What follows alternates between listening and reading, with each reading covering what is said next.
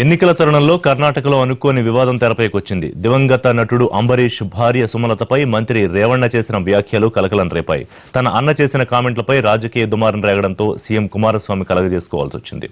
అటు సుమలత కూడా రేవణ్ణ కామెంట్స్ ను పాజిటివ్ గా తీసుకుంటున్నట్లు చెప్పారు. ప్రముఖ నటి దివంగత కాంగ్రెస్ ఎంపీ అంబరీష్ భార్య సుమలతపై కర్ణాటక మంత్రి రేవణ్ణ వివాదాస్పద వ్యాఖ్యలు చేశారు.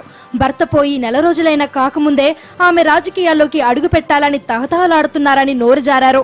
భర్త పోయారని బాధపడాల్సింది పోయి ఎన్నికల్లో పోటీ చేస్తానంటున్నారని ఎంతగా దిగజారిపోయారో చూడండంటూ రేవణ్ణ చేసిన కామెంట్స్ కలకలం రేపాయి.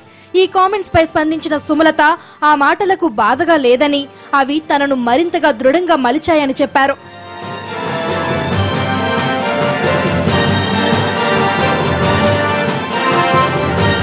ఎన్నికల్లో పోటీ చేయాలని తాను తీసుకున్న నిర్ణయానికి మరింత బలం చేకూరిందన్నారు సుమలత. ప్రజలకు ఏదో ఒకటి చేయాల్సిన సమయం వచ్చిందన్నారామె.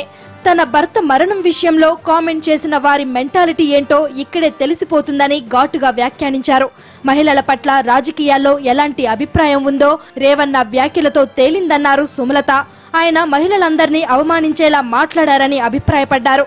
తన అన్న రేవణ్ణ చేసిన వ్యాఖ్యలకు కర్ణాటక ముఖ్యమంత్రి కుమారస్వామి సుమలతకు క్షమాపణలు చెప్పారు. తమ కుటుంబం ఎప్పుడూ మహిళలను చిన్నచూపు చూడలేదన్నారు. రేవణ్ణ వ్యాఖ్యల పట్ల ఎవరైనా బాధపడి ఉంటే వారికి బహిరంగంగా క్షమాపణలు చెప్తున్నానన్నారు కుమారస్వామి.